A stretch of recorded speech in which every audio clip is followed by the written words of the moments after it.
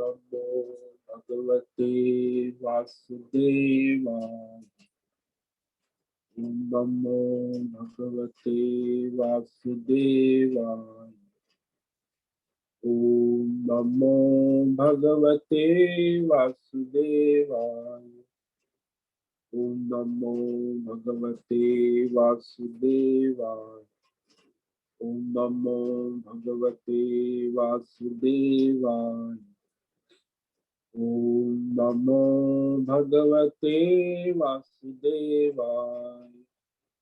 ओम नमो भगवते वासुदेवाय। ओम नमो भगवते वासुदेवाय। ओम नमो भगवते वासुदेवाय। ओम ओम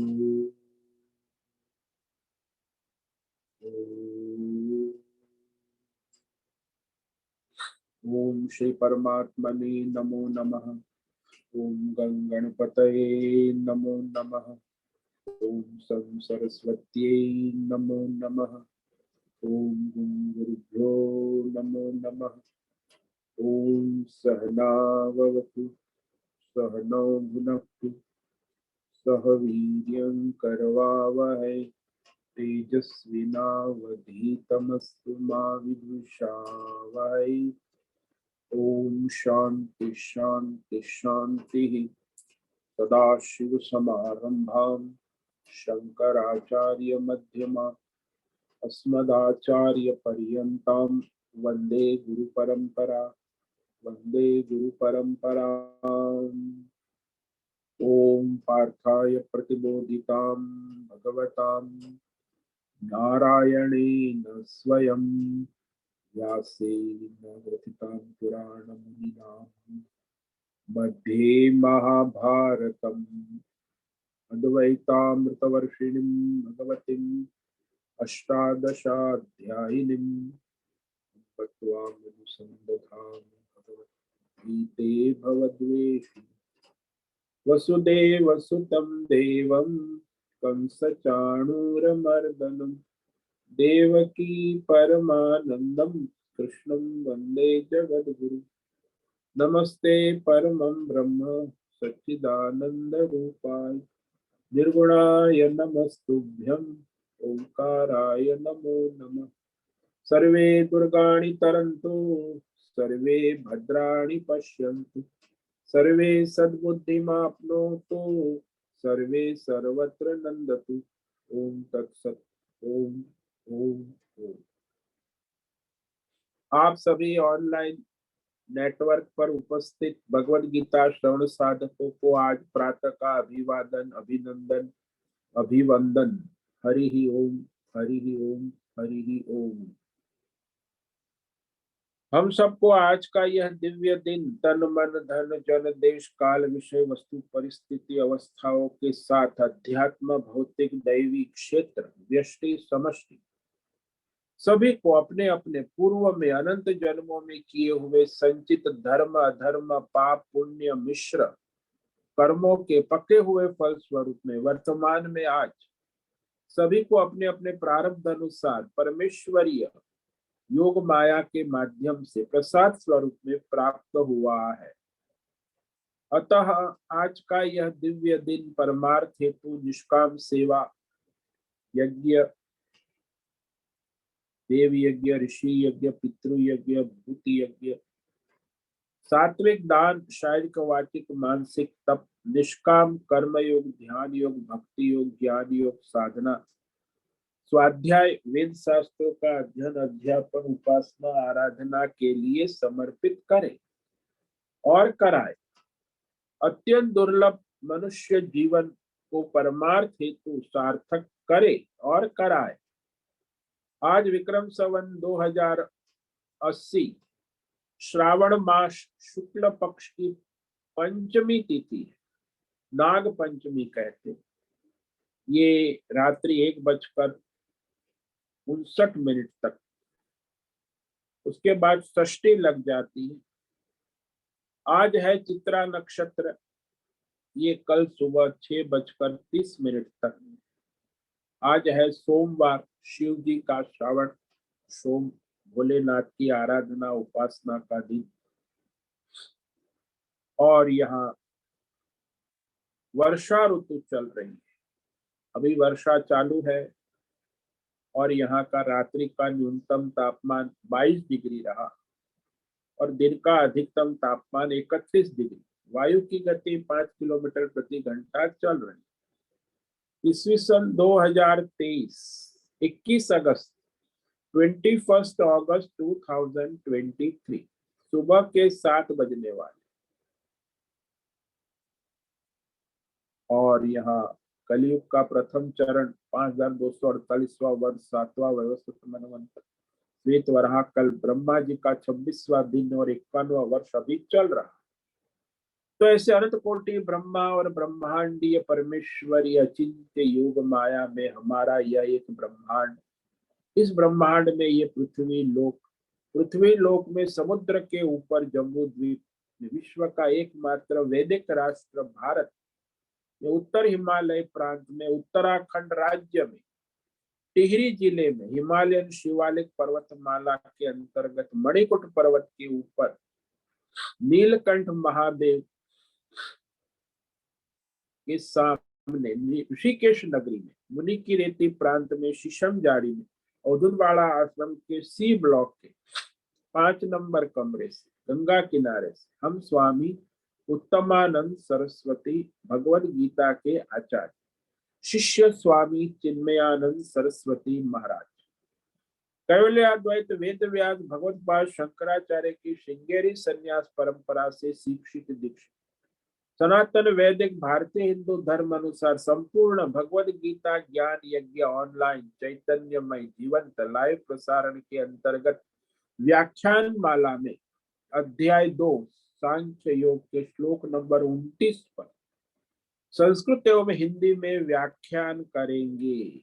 दिव्य पवित्र सरल व्यावहारिक सटीक पूर्ण वर्ण अक्षर पद वाक्य पंक्ति श्लोक अध्यायों की संगति संधि अन्वय शब्दार्थ वाक्यार्थ भावार्थ रहस्यार्थ के यथार्थ तात्पर्य सहित वैदिक शास्त्र वेद व्यास साहित्य शंकर भाष्य एवं परंपरागत सन्यासी आचार्यों की टीका टिप्पणी सहित आज का यह व्याख्यान करेंगे। कृपया आप सभी श्रद्धा भक्ति ध्यान से परिपूर्ण होकर यह दिव्य श्रवण साधना करें, कुछ ग्रहण करें, कुछ धारण करें, कुछ अपने जीवन में चरितार्थ करें और उसमें निरंतरता लाए। अपनी अपनी आध्यात्मिक भौतिक दैवी अशांति द्वंद्व मोह विक्षेप अधार्मिक अशास्त्रीय भ्रम भ्रांतियों से रहित होकर के अपने अपने शरीर इंद्रिय प्राण मन वचन कर्म से एक रूप एकाग्र होकर के शुद्ध सात्विक सूक्ष्म भगवत विवेक बुद्धि करे।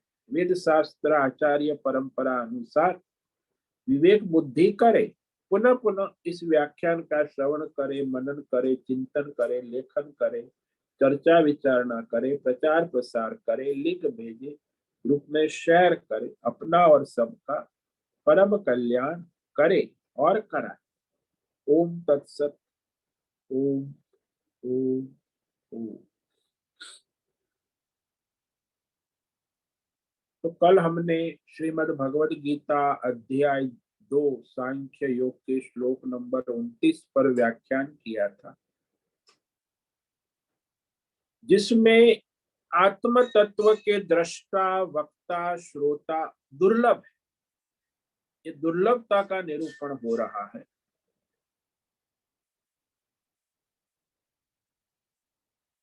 आश्चर्यवत् पश्यति कश्चिदेनम् आश्चर्यवद् वदति तथैव चान्यः आश्चर्यवच्चैनमन्यः शृणोति श्रुत्वाप्येनं वेद न चैव कश्चित्। तो जिन्होंने साक्षात्कार कर लिया है वह आश्चर्य की तरह देखता है और कुछ कह नहीं सकता। दूसरा है आश्चर्यवत वदति, देखता भी है और कहता भी, आत्मा तत्व के विषय। तीसरे प्रकार के हैं जो सुनते हैं, अर्थ को समझते भी, तो उसमें जो साधक है। और चौथे प्रकार के हैं सुनकर भी कुछ अर्थ नहीं समझ पाते। और पांचवे है जो सुनते ही नहीं, आत्मा तत्व के बारे में उससे कोई मतलब ही नहीं, चारों से वंचित रहते। तो ये जो संसार में जो परमहंस अवधूत सिद्ध पुरुष है, गुणातीत तत्व ज्ञानी, वो उस आत्म तत्व को आश्चर्य की भांति साक्षात्कार करते हैं, दर्शन करते सर्वत्र। तो वो साक्षात्कार यानी आश्चर्य हुआ सा, आश्चर्य करने वाला सा। और दूसरे जो है वह आचार्य कोटि के होते हैं, वह आत्म तत्व का आश्चर्य की भांति वदन का, वदती यानी वर्णन करते, उपदेश करते, आत्म तत्व का उपदेश करने वाले आचार्य। तीसरे जो होते हैं वो साधक होते हैं, कि जो अधिकारी है, मुमुक्षु है, साधक है, वो इस आश्चर्य की भांति इस आत्म तत्व को सुनते हैं और अर्थ भी समझते हैं। लेकिन चौथे प्रकार के जो है संसारी जिसको कहते हैं, वह सुनकर भी इस आत्म तत्व के अर्थ को समझ नहीं पाते। और पांचवी वैरायटी जो है, जो अधर्मी है, वो तो उसे आत्म तत्व से वंचित ही रहते, उनके जीवन में आत्म तत्व नाम की कोई चीज है ही नहीं। तो यहाँ आत्म तत्व का दर्शन करने में कोई कोई प्रवृत्त होता है, वह भी आश्चर्य है इस संसार में।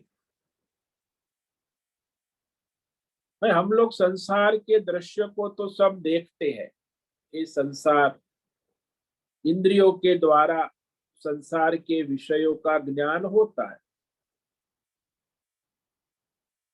तो उस जो इंद्रिय के द्वारा विषय को देखते हैं, समझते हैं, मानते हैं, स्वीकार करते कि भाई ये घोड़ा है, ये वृक्ष है, ये पेड़ है, ये कार है, ये शरीर है। तो संसार के दृश्य पदार्थों को छोड़कर दृष्टा की तरफ किसी का विवेक बुद्धि नहीं जाती, ध्यान नहीं जाता कि दृष्टा नाम की कोई चीज है। वह स्वयं एक आश्चर्य है। दृश्य के तरफ तो दृष्टि जाती है, लेकिन दृष्टा के तरफ दृष्टि नहीं जाती। तो दृष्टा की तरफ विवेक जागृत होना आवश्यक।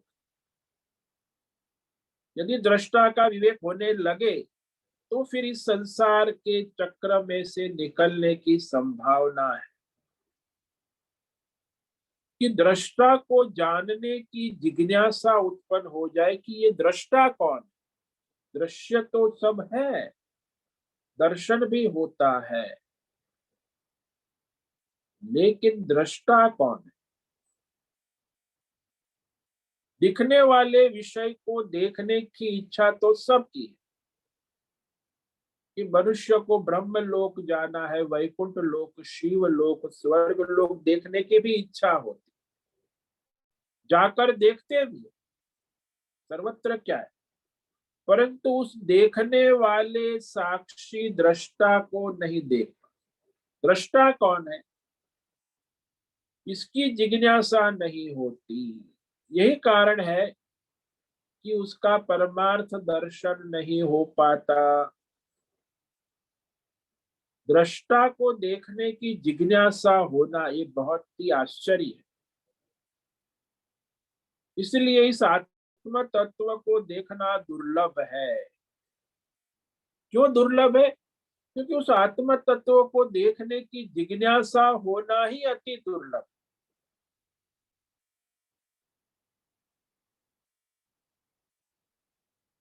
किसी को देखना तो समझ में आता है, लंबे समय तक लोगों को शंका रहती है कि जिस आत्म तत्व को आप कह रहे हैं वह आत्म तत्व किसी इंद्रिय विषय का अनुभव तो नहीं बन, कभी नहीं बन सकता इंद्रिय विषय का अनुभव। किंतु हम उस आत्म तत्व को श्रद्धा से देखना चाहते हैं, अपनी स्वयं की आत्म तत्व स्वरूपता का ग्रहण करना, वो दृष्टा को जानना, ये दुर्लभ है।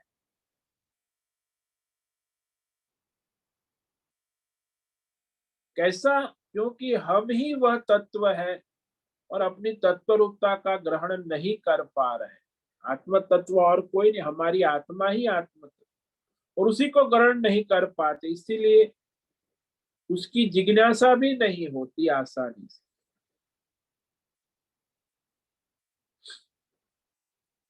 कहते हैं आत्म तत्व, आत्मज्ञान के बिना उपदेश, तत्व ज्ञान का उपदेश संभव नहीं।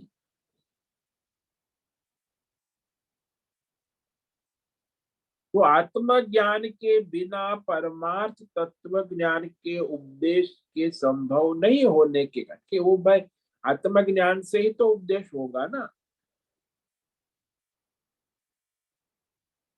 और वो कोई कहने वाला होना चाहिए, आचार्य, विद्वान आचार्य के द्वारा ही परमार्थ विद्या, आत्म विद्या प्राप्त की जा सकती, अपने आप तो पुस्तक पढ़ के नहीं होती। इसीलिए आगे कहा आश्चर्यवत वदति तथैव च। तो कोई आचार्य इस आत्म तत्व का उपदेश करता है, वह भी एक महान आश्चर्य है। क्यों आश्चर्य है? तो निरंतर आत्म तत्व की एकता का दर्शन करने के कारण उसे बोलने की प्रवृत्ति नहीं बन पाती, क्योंकि दूसरा हो तब बोले ना, जब दूसरा कोई है ही नहीं तो बोले क्या। आत्म एकत्व का दर्शन करने वाला किसे बोले, किसे कहे? भाई बोलने के लिए कोई दूसरा होना आवश्यक। और जिसे आत्मद्रंग हो गया है, आत्मदृष्टि, जिसकी दृष्टि में दूसरा कोई है ही नहीं, वह बोलने में प्रवृत्ति क्यों करेगा? फिर भी वह बोलता है, ये बड़ा आश्चर्य है। एक को देखते हुए हम दूसरे को देखते हैं, तो एक आत्मा को ही देखते हुए बहुत सारे संसार के विषय को देखते, बड़ा आश्चर्य है।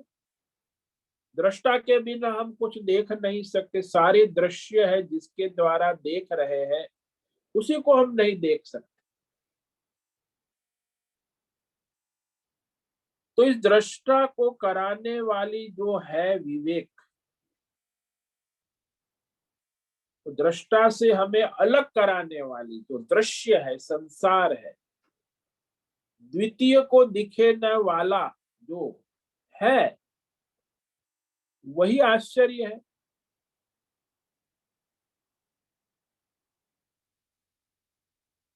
कि मैं और ये सारा संसार, देखने वाला अलग है, दर्शन अलग है, दृश्य अलग है, दृष्टा अलग।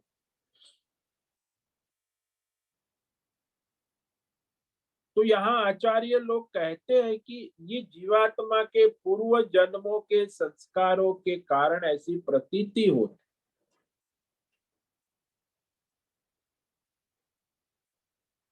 कि हम एक होते हुए भी, आत्म तत्व एक को देखते हुए भी अनेक को कैसे देख।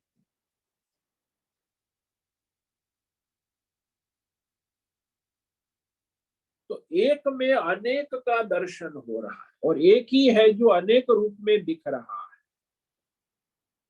एक से अनेकता कैसे हो जाती, तो ये एक आश्चर्य है।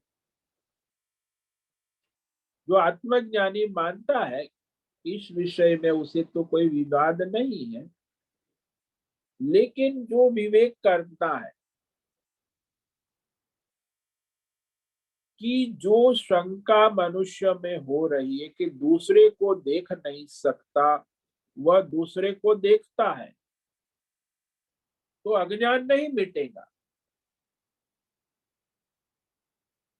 क्योंकि दूसरे को देख नहीं सकता और दूसरे को देखता है तो वह अज्ञान नहीं। जैसे रस्सी दिखती है और सांप नहीं दिखता, सांप दिखता है तो रस्सी नहीं दिखती, भाई दोनों साथ में नहीं दिख सकते। तो इस विषय में विवाद नहीं करें। वेद शास्त्र प्रमाण से उत्पन्न जो अनुभव है वो विद्वान को होता है। कोई भी मनुष्य है उससे विवेक होता है वेद शास्त्र आत्मज्ञान के द्वारा कि मैं परमात्मा स्वरूप हूं, शरीर धारण भी कर रहा हूं।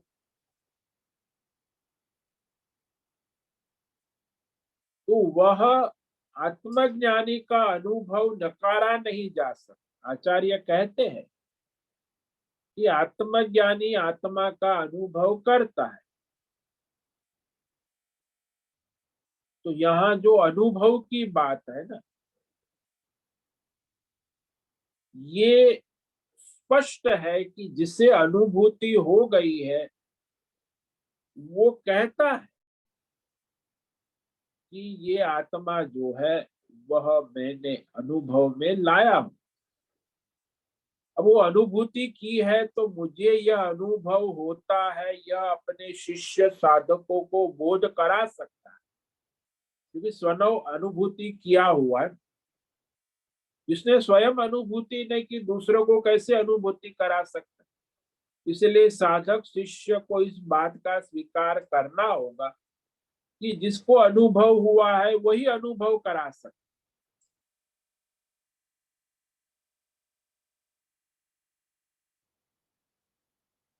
तो यहाँ जैसे रज्जु दिखते हुए भी सर्प का अध्यास युक्तिगत नहीं है, फिर भी आचार्य कहते हैं कि इस विषय में विवाद नहीं। वेद शास्त्र स्पष्ट कहते कि रज्जु का साक्षात्कार होने के बाद अध्यास सर्प की निवृत्ति होती है। आगे क्या होता है, स्वयं आत्म अनुभव की बात है, किसी दूसरे को कहने की बात।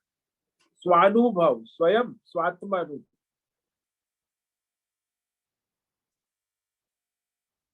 तो आचार्य ने बताया कि मान लो ये जो आत्मानुभूति की बात है, कोई कहता है कि मान लो कि किसी ने बर्तन में लहसुन का छौंक दिया, तेल डाला, राई और सारे मसाले और लहसुन का छौंक दिया।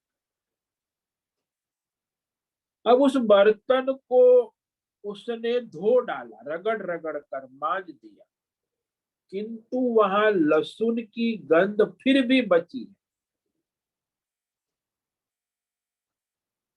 उस लहसुन की गंध आती है बर्तन में, आप नाक लगा के देखो बर्तन में तो गंध आती। ठीक इसी प्रकार आत्मज्ञानी में अज्ञान तो सर्वथा निकल गया है, परंतु उस अज्ञान की गंध, ऐसे अविद्या की गंध जो है प्रारब्ध के अनुसार रह जाती। तो उस गंध यानी प्रारब्ध को हटाने का कोई प्रयास नहीं किया जाता, वो रहती है कुछ समय तक और फिर वह मिट भी जाती है। तो उसको हटाने के लिए कुछ नहीं करते। तो इस प्रकार जब तक वह आत्मज्ञानी का स्थूल शरीर, भौतिक शरीर है, शरीर के अंदर द्वैत दृष्टि, अविद्या की गंध देखने में आती।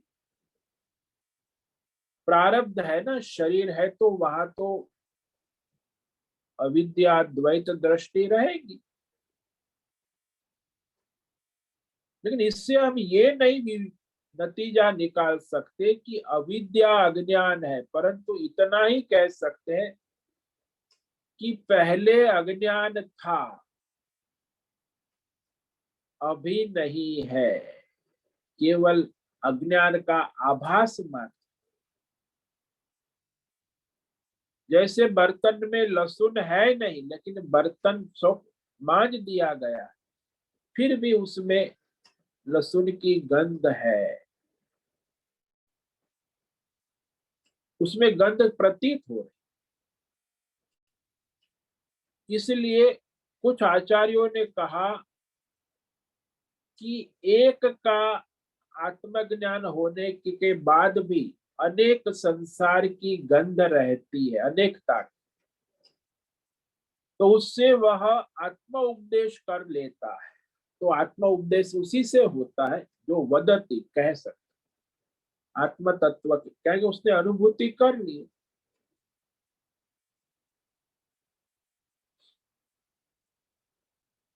तो उसमें वह प्रारब्ध के अनुसार इस अविद्या की छाया रहती। छाया मतलब आजकल हम लोग ये फोटो लेते हैं ना, छाया चित्र, तो हमारा जैसा ही फोटो दिखता है, पहचानने भी आता है कि ये मैं हूं, लेकिन वो मैं नहीं, छाया चित्र है, फोटो है। तो इसी प्रकार आत्मज्ञानी में भी अविद्या, अज्ञान की छाया, माया रहती है। अविद्या जैसी लगती भी है, अविद्या नहीं है। तो वो चित्र मैं, मेरी फोटो है, वो मैं नहीं हूं, फिर भी वो मेरे जैसा लगता है। तो छाया चित्र देखकर यह तो पहचान लेते कि यहाँ मैं नहीं हूं या हूं, परंतु वह छाया चित्र, फोटो हम तो नहीं है। ये तो हमें ठीक समझ में आता है कि ये फोटो है, ये मैं नहीं हूं। ठीक इसी तरह वह आत्मज्ञानी भी शरीर में रहता है, ये मेरे शरीर का फोटो है, मैं ये नहीं हूं। तो वह जीवात्मा आत्म तत्व को जान लेता है कि मैं आत्मा हूं, ऐसी प्रतीति उसे नित्य हो। ऐसा नहीं होता कि मैं जीवात्मा हूं। छाया की तरह ही उसे देखता है अपने शरीर को, जैसे हम अपने फोटो को देखते हैं। छाया उसके रूप की है, इसीलिए वह खाना पीना, उपदेश करना, शरीर के द्वारा स्थूल सूक्ष्म शरीर व्यवहार होता रहेगा। लेकिन उसे पता है कि ये मैं नहीं हूं, और ये मैं केवल आभास है। तो उसे निश्चित हो गया है कि ये केवल आभास है, शरीर है, प्रारब्ध है, मैं सच्चिदानंद आत्मा ही हूं। इसीलिए वो शरीर मैं हूं ऐसा अविवेक उसे कभी नहीं होता आत्मज्ञानी, क्योंकि वो प्रारब्ध से शरीर रहता है, उसके कारण वो आत्म तत्व का बात वार्तालाप करता है, और उसी से किसी को बोध भी हो जाता है। तो उसका शरीर है, प्रारब्ध है, व्यवहार है, सब है, लेकिन अविद्या निवृत्त हो चुकी, अज्ञान नहीं है। आत्मज्ञान की अवस्था में अज्ञान की सर्वथा निवृत्ति, ऐसा हो गया है। फिर भी सारा व्यवहार हो रहा है, शरीर भी है, स्थूल शरीर, सूक्ष्म शरीर अपना काम कर रहा है, प्रारब्ध है, तब तक वो चलता है, लेकिन उसका अज्ञान मिट चुका है, उसे कोई कामना नहीं है। कोई तृष्णा नहीं है, कोई राग द्वेष नहीं है। आत्मज्ञानी की प्रवृत्ति जो है उसमें राग द्वेष नहीं है, अज्ञान भी नहीं है। इसलिए वह आत्म तत्व का उपदेश कर सकता है, लौकिक व्यवहार भी बनता है जब तक शरीर है। इसलिए वह बोलता है, वदती। यह भी एक आश्चर्य है। आश्चर्यवत वदती अन्य। और वो जिस आत्मज्ञान आत्म तत्व को बोलता है तो कैसे बोलेगा? किसी शब्द से ही तो बोला भी जा सकता है ना।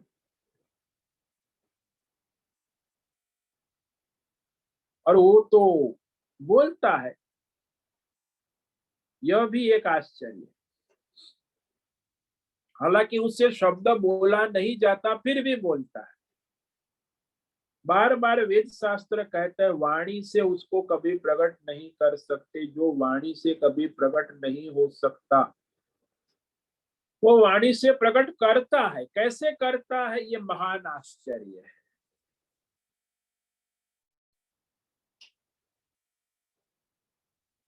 तो सामान्यतः व्यवहार में समझाने के लिए कह देते हैं कि लक्षणा से हम जान लेते हैं। तो लक्षणा भी उसी चीज की जाती है जिससे पहले हम जानते हो।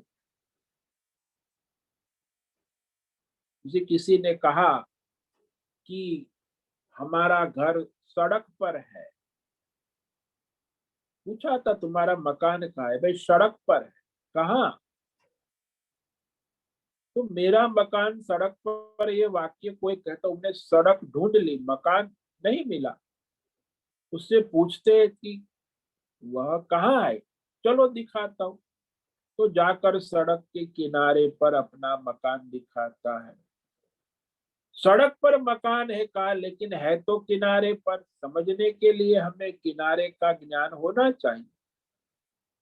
यदि किनारे का ज्ञान ही नहीं है तो कैसे बोध होगा कि सड़क के पर मकान नहीं, सड़क किनारे पर समझ लो।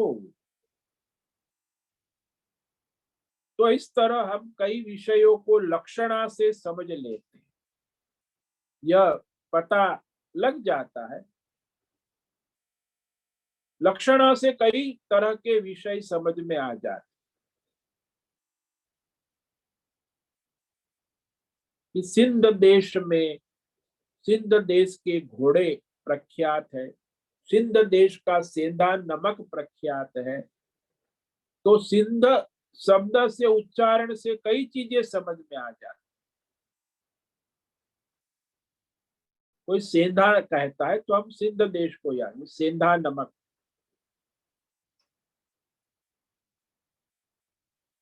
तो वही कहना पड़ेगा कि कहने वाले के तात्पर्य के अनुसार लक्षणा करो।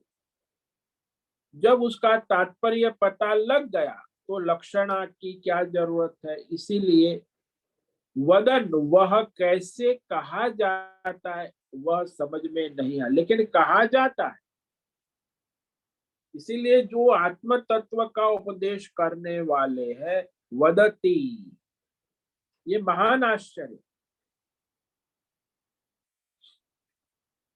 आचार्य लोग कहते हैं कि ये जो संसार अज्ञान दोष है, और ये दोष कमजोर हुआ करता है। एक समझने की बात है, रोग कमजोर होता है,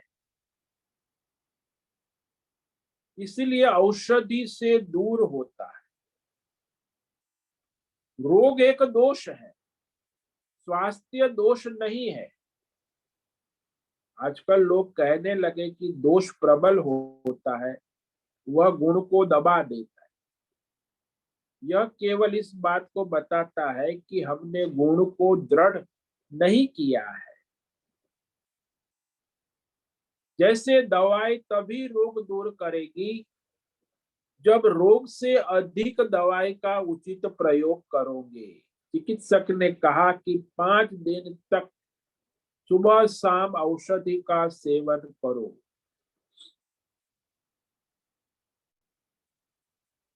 लिया औषधि प्रारंभ की, सेवन 1 दिन 2 दिन ठीक हो गया, अच्छा लगता है, 2 दिन में ठीक हो गया ऐसा लगता है, तो हमने औषधि लेना बंद कर दिया। अब ठीक हो गए, फिर 15 दिन के बाद वह रोग फिर उठ खड़ा हो गया। तो फिर डॉक्टर के चिकित्सक के पास गए, अरे ये फिर रोग, अरे बोले तूने दवाई पूरी ली कि नहीं? पूरा तो 5 दिन नहीं लिया, तो फिर खड़ा हो गया रोग, जड़ से नहीं मिटा। कई बार लोगों को ये भ्रम हो जाता है कि हमें ठीक हो गया, लेकिन वो रोग के अंदर विषाणु कीटाणु होते हैं, उसको पूरा कोर्स करने से ही नष्ट होते, जड़ से नष्ट होना। तो यह ऐसी जो जड़ से रोग को हटाती, भाई दवाई ने रोग को हटाया, लेकिन ठीक से दवाई का प्रयोग किया तब, क्योंकि 15 दिन तक लेनी थी वह नहीं ली, तो फिर दवाई जो है 2 दिन में आपने छोड़ दी, तो उसका प्रभाव कम कमजोर हो गया। तो ये समझना है कि हमने दवाई का सेवन अच्छी तरह नहीं किया, इसीलिए रोग दूर नहीं हुआ। कोई भी दोष दूर करने में दवाई समर्थ है, यह नियम समझ लेना कि गुण को बढ़ाने से दोष दूर होता है। कोई भी दोष हो हमारे अंदर, मानो कि काम क्रोध लोभ, तो निष्काम होने से काम का क्रोध, दया करुणा से क्रोध दूर हो जाता है। लोभ है तो वो दान के गुण से दूर होता है। तो कोई भी दुर्गुण है वो गुण से दूर होता है, दोष को बढ़ाने से दोष दूर नहीं होता। वर्तमान में लोग ऐसा समझते हैं कि दोष की जीत होते देखते हैं कि दोष है, हम सोचते हैं कि गुण से काम नहीं होता, इसीलिए दोष बढ़ाओ। झूठ बोलने से काम होता है, और तो झूठ बोलो तो दोष बढ़ता है। सच बोलने से काम नहीं होता ऐसा सोचते हैं। तो ये अज्ञान है, अविवेक। दोष को बढ़ाने से गुण दबता है, गुण को बढ़ाने से दोष दबता है। तो ये गुण दोष की लड़ाई है, जैसे कौरव पांडव सेना की लड़ाई। अब जिसमें कौन दुर्बल है कौन प्रबल है, यदि आपके गुण प्रबल है तो दोष दुर्बल हो जाएंगे, यदि दोष प्रबल है तो गुण दुर्बल हो जाएंगे। ये तो नियम है, उसको दूर करने का प्रयास करें। तो आचार्य कहते हैं कि यहाँ विवेक कर, गुण और दोष का। अब हमारे जीवन में एक सबसे बड़ी शक्ति है, वो है शब्द शक्ति। शब्द की शक्ति प्रबल है, जो मनुष्य की कल्पना के बाहर है। शब्द में असीम शक्ति है, और इस शब्द शक्ति से हमारा अज्ञान नष्ट हो सकता है।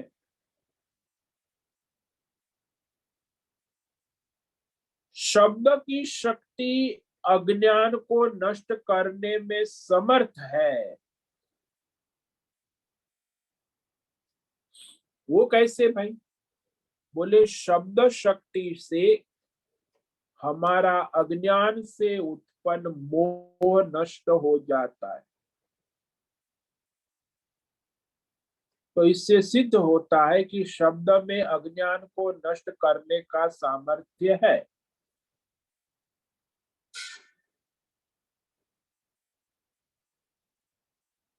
शब्द में ऐसी शक्ति है जो फल को उत्पन्न कर देती है।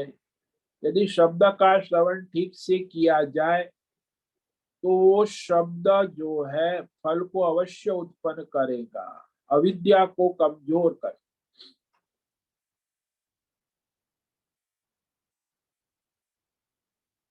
अज्ञान को दूर करने के लिए कुछ करना आवश्यक है। शब्द ही इस अचिंत्य शक्ति को स्वीकार करे। कई लोग शब्द की शक्ति को स्वीकार नहीं करते। वास्तविकता तो ये है कि ये शब्द शक्ति ही अज्ञान का नाश करने में समर्थ है।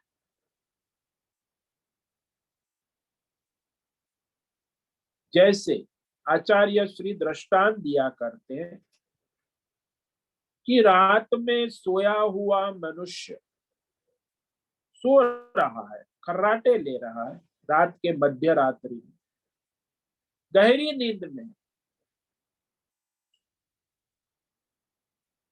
तो वहां उससे कोई आवाज लगाता है। भाई वो तो कमरे में सो रहा है, बाहर जो है कमरे के बाहर कोई दरवाजा खटखटा रहा है, लेकिन वो उठता ही नहीं, खर्राटे लगा रहा है, सो रहा है। तो दरवाजे खटखटाने से, कड़ी खटखटाने से, बेल बजाने से भी वो नहीं उठता। लेकिन जब उसे उसका नाम पुकार, देवदत्त, देवदत्त की आवाज सुनते ही वह जग जाता है। गहरी नींद में भी उसके कान तो काम नहीं कर रहे, सोया हुआ आदमी है। कितनी बेल बजाई, कितने दरवाजे खटखटाए, फिर भी नहीं उठा, लेकिन उसका नाम उसे वो सुनकर उठता है।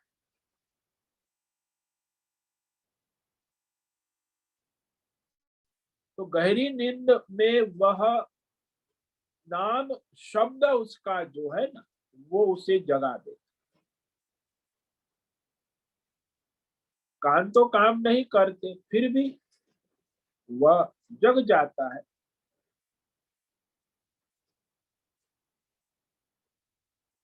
परंतु वो कान ग्रहण नहीं करते, लेकिन उसका नाम लेते ही उठ जाता है।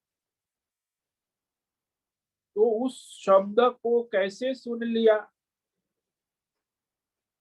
वो तो सो रहा है, कान भी काम नहीं कर रहे हैं, मन भी काम नहीं कर रहा है, बुद्धि भी। कैसे जाना कि मुझे आवाज दी गई है?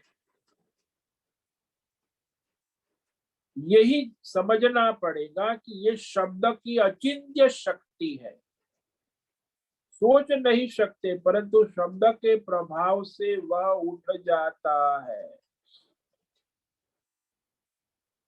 ठीक इसी प्रकार ये अज्ञान निद्रा में अनेक जन्मों से जीव सोया हुआ है, अज्ञान निद्रा में पड़ा हुआ है। लेकिन आत्मज्ञान के शब्द सुनने से, हम ब्रह्मास्मि तत्वमसि ब्रह्मणे नमः, तो उस आत्मज्ञान के वाक्य श्रवण करके वो आत्म स्वरूप में जग जाता है। आत्मज्ञान के वाक्य चाहिए, वो श्रवण करके कभी भी कोई भी जग सकता है। सत्संग सुन रहा है, कभी भी किसी ने कह दिया तुम आत्मा हो, तो जग जाता है, उसकी योग्यता बन गई। बात समझ में ये आती। हालांकि वो अज्ञान में पड़ा हुआ है, अविद्या में पड़ा हुआ है। अविद्या अज्ञान निद्रा से उठ जाना, ये शब्द शक्ति का प्रभाव है। इसे मानना पड़ेगा कि शब्द की शक्ति अचिंत्य है। तो इस शक्ति को कई आचार्यों ने लक्षणा माना, लेकिन आचार्य कहते शब्द की अचिंत्य शक्ति को स्वीकार करना आवश्यक। यह एक आश्चर्य है। कोई आत्म तत्व के वाक्य श्रवण करके सत्संग में उजग जाता है, इसीलिए वह जो कहने वाला है वो भी आश्चर्य है, और जो सुनने वाला है वो भी आश्चर्य। और उपदेश का तरीका केवल शब्द है, शब्द और वाक्य है, और कोई साधन है ही नहीं। शब्द से वो कार्य होता है।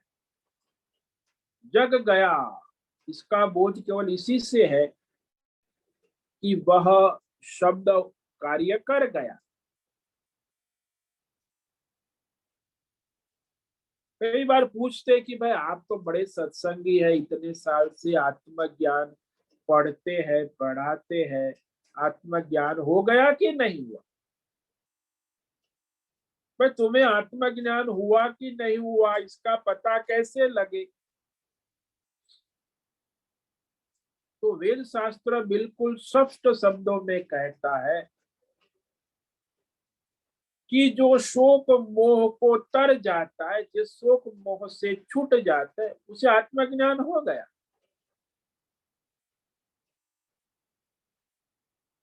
उसे शोक मोह का अनुभव नहीं होता। वो इसे अपने स्वानुभव से ही पता चलता है कि उसे आत्मज्ञान हो गया कि नहीं हुआ। तो वेद शास्त्रों में ये सब प्रमाण मंत्र रख दिए कि कब तक श्रवण करेगा? बोले आचार्य से। कब तक सुनना है? जब तक उसे शोक और मोह का निवारण नहीं हो। शोक मोह का निवारण हो गया, बस आत्मज्ञान हो गया, कोई नया ज्ञान नहीं। जिसके जीवन में शोक मोह है तो अभी अज्ञान है, वो अज्ञान का ही कार्य है, शोक मोह। लेकिन जब ज्ञान हो गया तो शोक मोह से मुक्त हो।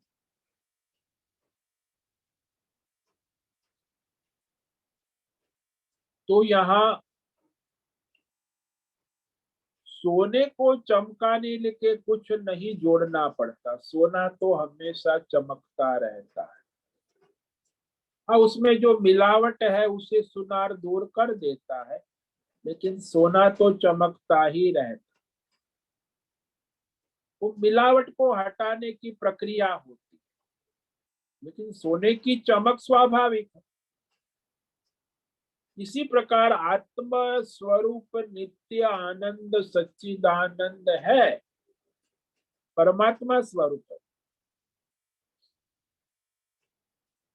हमने उसे अपने शरीर प्राण मन बुद्धि इंद्रिय अहंकार से ढक रखा है, ये अज्ञान अहंकार से।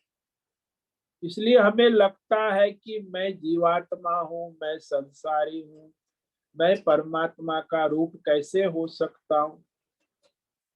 तो क्या करूं कि मैं परमात्मा रूप बन जाऊं? करना कुछ नहीं। हम तो पहले भी परमात्मा स्वरूप थे, अभी भी और परमात्मा के सिवा कुछ है ही नहीं। तो ये जो अविद्या अज्ञान और उसका कार्य संसार, वो हमें संसारी बना देता है।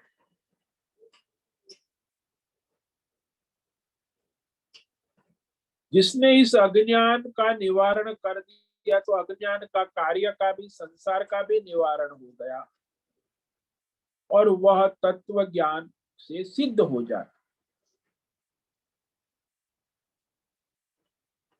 तो आत्म तत्व का श्रवण मनन चिंतन करने से उस वाक्य के द्वारा किसी को भी स्फुट होता है, बोध हो जाता, ब्रह्म परमात्मा स्वरूपता आ जाती है, आत्मा रूपता अपने आप आ जाती, तो शोक और मोह नष्ट हो जाता। क्योंकि आत्मज्ञान अज्ञान के कारण ही मनुष्य संसारी शोक मोह दुख भय चिंता में रहता है, और ये सारा शरीर को लेकर होता है। स्थूल शरीर सूक्ष्म शरीर के कारण शोक होता है, प्राण मन को लेकर शोक होता है, घुटने में दर्द है, पेट में मन में अशांति है, ये सब मन को लेकर तन को लेकर धन को लेकर जन को लेकर मनुष्य को शोक होता है। जो वो मैं हुई नहीं तो उसका शोक कहाँ से हो? भूख प्यास लगती है, तो भूख प्यास तो आत्मा का धर्म नहीं है, भूख प्यास तो प्राण को लगती। जब तक प्राण चलेंगे तब तक भूख प्यास चलेगी। तो इस विषय में वो स्पष्ट हो जाए। आत्म स्वरूप में कभी शोक मोह नहीं होता है। ऐसा जिसको विवेक हो गया उसकी शोक की निवृत्ति हो।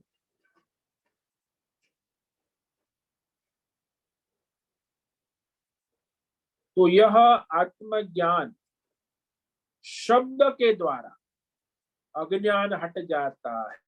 वो भी वैदिक शब्द, उपनिषद, आत्मा के वाक्य, आत्म विषयक वाक्य से, शब्द से वह अज्ञान हट जाता है।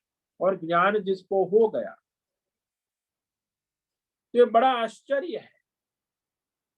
आचार्य आश्चर्य की तरह उस वेद वाक्य को बोलता है और वो उसे सुनकर उसका अज्ञान नष्ट हो जाता है।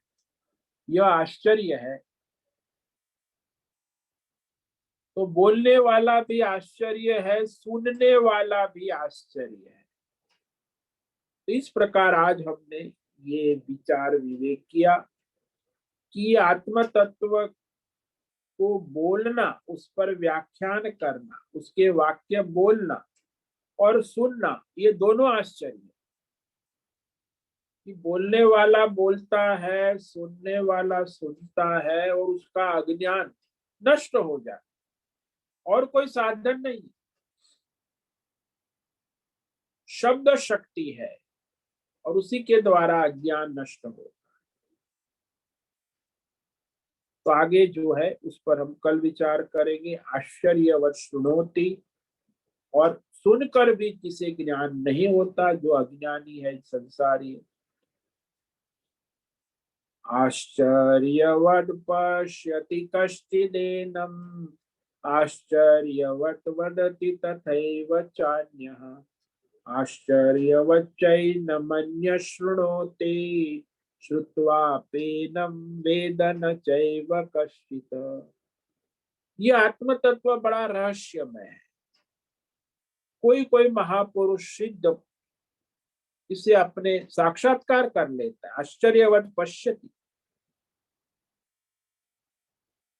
और कोई जो है आचार्य इस आत्म तत्व का बोध करते हैं, वदति, वर्णन करते। और इसके कोई कोई जो है इस आत्म तत्व का जिज्ञासु है, मुमुक्षु है, सुनता है, श्रवण करता है। और कई तो ऐसे हैं जो संसारी है, विषयी है, इस आत्म तत्व को सुनकर भी उसे नहीं जान पाते, नहीं समझ पाते हैं। और पांचवी वैरायटी भी है जो आत्म तत्व को जानता ही नहीं, सुनते की बात तो क्या, उसके विषय में। तो पहला है देखता है, कह नहीं सकता। दूसरा है देखता भी है, कहता भी है। तीसरा है सुनता है और अर्थ समझ जाता है। और चौथा है सुनकर भी कुछ अर्थ नहीं समझ पाता आत्मा के तत्व का। और पांचवा है वो तो उसे आत्मा से कोई लेना देना ही नहीं, वंचित रहता है। ओम नमो नारायणाय, ओम नमो नारायणाय, ओम नमो नारायणाय, ओम नमो नारायणाय, ओम नमो नारायणाय। कायेन वाचा मनसेन्द्रियेण वा बुद्ध्यात्मना वा प्रकृते स्वभावा करोमि यद्यत् सकलं परस्मै नारायणायेति समर्पयामि, नारायणायेति समर्पयामि। ओम सर्वे भवन्तु सुखिनः, सर्वे सन्तु निरामयाः, सर्वे भद्राणि पश्यन्तु, मा कश्चित् दुःखमाप्नुयात्। अस्तु मा सद्गमय, तमसो मा ज्योतिर्गमय, मृत्योर्मा मृतंगमय। ओम पूर्णमद पूर्णमिदं पूर्णात् पूर्णमुदच्यते, पूर्णस्य पूर्णमादाय पूर्णमेवावशिष्यते। ओम शांति शांति शांति। शंकरं शंकराचार्यं केशवं बादरायणं सूत्र भाष्य कृतौ वंदे भगवन्तौ पुनः पुनः। ईश्वरो गुरुरात्मेति मूर्ति भेद विभाग व्योमवद्व्याप्तदेहाय दक्षिणामूर्तये नमो नमः। ओम गुरुभ्यो नमो नमः। ओम तत्सत् ब्रह्मार्पणमस्तु। ओम ओम ओम।